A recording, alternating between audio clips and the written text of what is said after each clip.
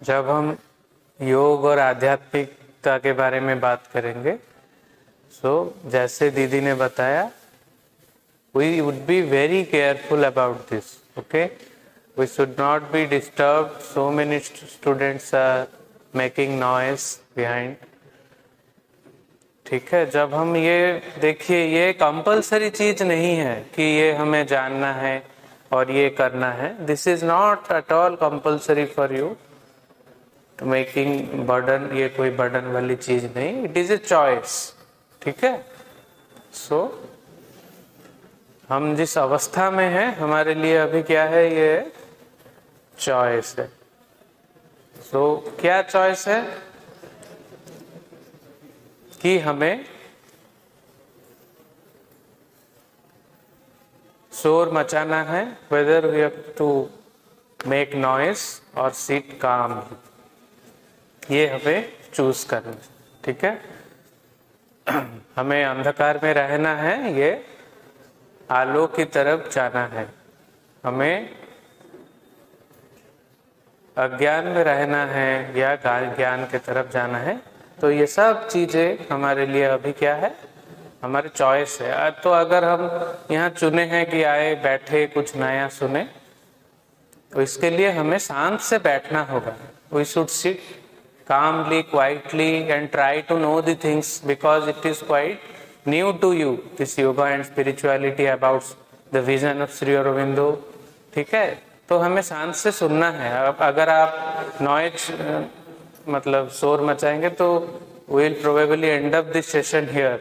आपको अगर ठीक नहीं लग रहा है, अच्छा नहीं लग रहा है, तो यहाँ से हम खत्म करके we can go to class and continue the academic curriculum. लेकिन अगर आपको सुनना है और आप समय दिए हैं, तो आपको शांत से बैठना है, क्योंकि ये गंभीर चीजें हैं और सत्य है. और ये बहुत कम बार हमें अपॉर्चुनिटी मिलता है, सुयोग मिलता है कि हम आए और कुछ नया चीजें जाने, क्योंकि ये हमारे एकेडमिक करिकुलम में नहीं है. ये सब नई बातें हैं जो कि सत्य है, और उसको जानने के लिए हमें थोड़ा सा अभी धीरज रखना होगा और बैठना होगा. Okay, so we sit with very patiently, silently and listen carefully. जैसे दीदी ने बताया कि प्रभु श्री अरविंद जी का 150वां जन्म जयंती है, वो पूरा हो रहा है 2022 15 अगस्त को. तो हम इस साल उड़ीसा से निकले हैं.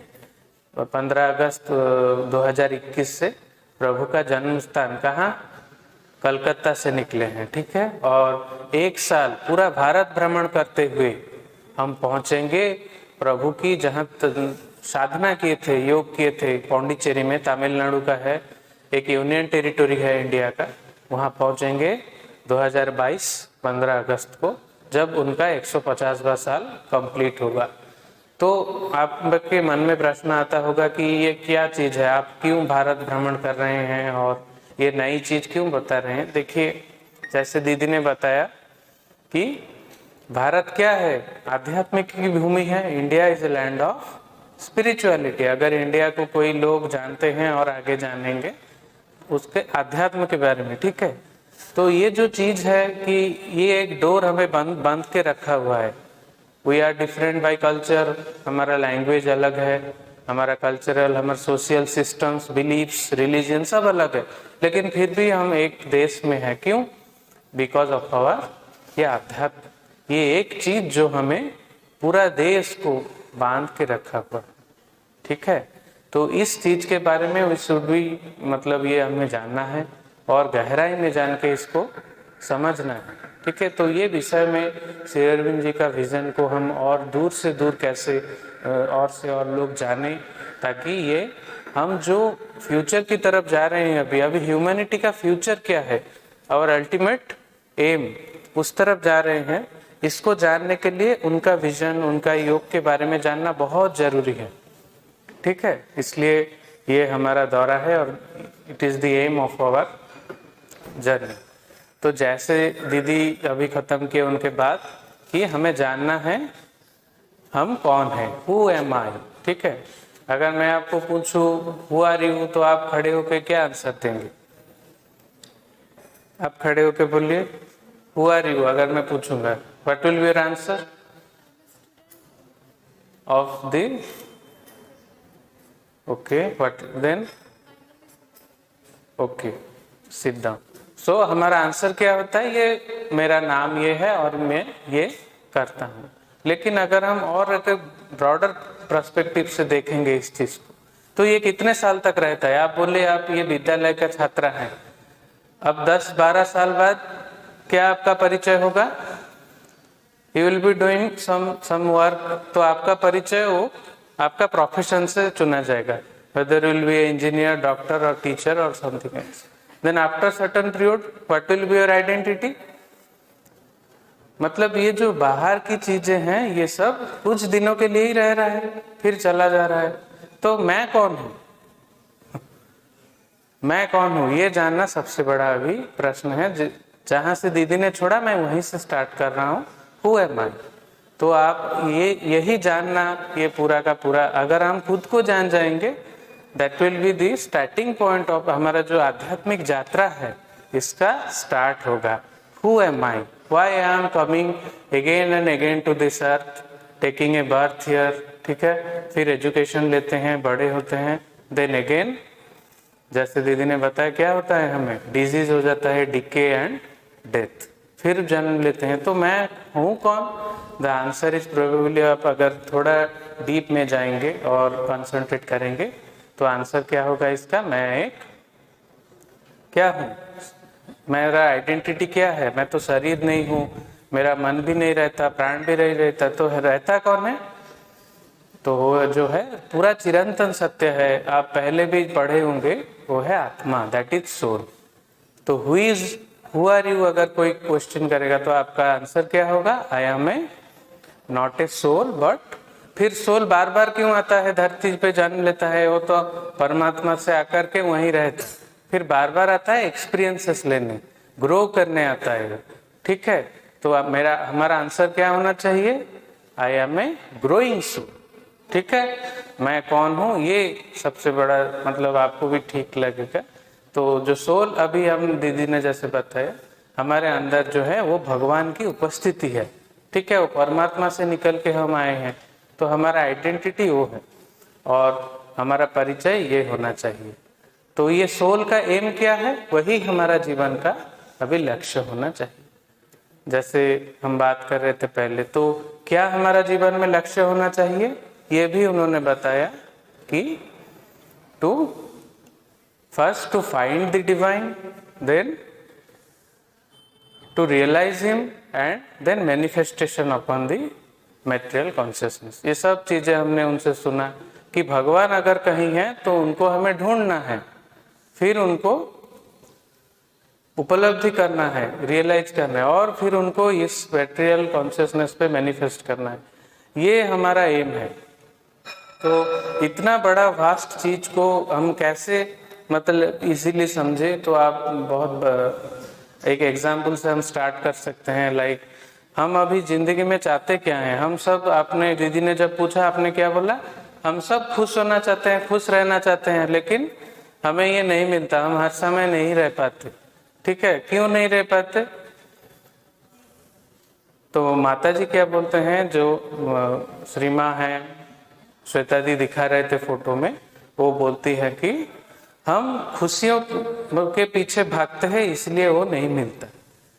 तो खुशी कहाँ है, उनके पास है, जो हमारा एम है, डिवाइन है, वो हमारा, जब हम उनको कंटिन्यूअसली स्ट्राइव करेंगे, उनके ओर कनेक्ट होंगे, तो वहां से वो खुशी मिलेगी। क्योंकि that happiness is a consequence not our aim, और एक कॉन्सिक्वेंस को हम एम अगर बना लेंगे तो कुछ भी करे जीवन में, बड़ी से बड़ी काम करे, अचीवमेंट हो, लेकिन वो कुछ टाइम के लिए ही रहता है, फिर चला जाता है और फिर हम दुखी हो जाते हैं, ठीक है। तो अगर हम जो खुशी का भंडार, जो डिवाइन है, जिनके पास सब कुछ है, उनके साथ अगर हम जुड़ जाए तो हमें वो जो मिलेगा वो कंटिन्यूअसली मिलेगा और फिर बाद में वो नहीं चला जाएगा, ठीक है। तो हमारा एम डिवाइन होना चाहिए। तो उनको कैसे ढूंढे, उनको हमारा अभी जीवन में लक्ष्य बना देना चाहिए। एक छोटी सी कहानी बताएंगे। देन हम यहाँ पे सेशन रखेंगे। और आपका अगर कोई क्वेश्चन हो तो आप पूछ सकते हैं अपने जीवन को लेकर के, पढ़ाई को लेकर के, कोई भी प्रश्न हो, देन विल टेक। निराकर भाई हैं हमारे साथ अभी। तो हमारा लक्ष्य क्या होना चाहिए और हम किसके पीछे भागते हैं, इसके ऊपर ये कहानी आधारित है। ठीक है। तो एक राज्य में एक राजा थे, ठीक है, और राजा एक बार शिकार करने गए थे तो दूसरे राज्यों के लोगों से उनका आक्रमण हो गया। आप समझ रहे हैं ना हिंदी? ठीक है। तो आक्रमण हो गया तो 3 युवक उस राज्य के थे और वो तीनों ने वो राजा को बचा लिया बाहर की राज्यों को जो अटैक हुआ था उनके ऊपर। तो राजा बहुत खुश हो गए और बोले उन तीनों को, आप जो भी मुझे मांग सकते हैं मैं आपको दे दूंगा। तो फिर राजा ने उनको दूसरे दिन बुलाया और वो तीनों युवक को, उनको जीवन में कुछ भी चाहिए वो राजा से मांग सकते हैं, ऐसे बोले। एक जन आए, वो बोले मेरा सब कुछ है लेकिन मेरा एक नौकरी नहीं है, अच्छा अगर आप कोई नौकरी दिला देते तो अच्छा होता। तो राजा बोले ठीक है, उनको नौकरी मिल गई। सेकंड में जो आए वो बोले मेरे पास तो सब कुछ है लेकिन एक बड़ा घर चाहिए। तो राजा ने उनको वो भी बड़ा घर दे दिया। फिर वो जो तीसरा युवक थे उन्होंने बोला मुझे कुछ भी नहीं चाहिए, आप सिर्फ मेरे घर साल में एक बार आना।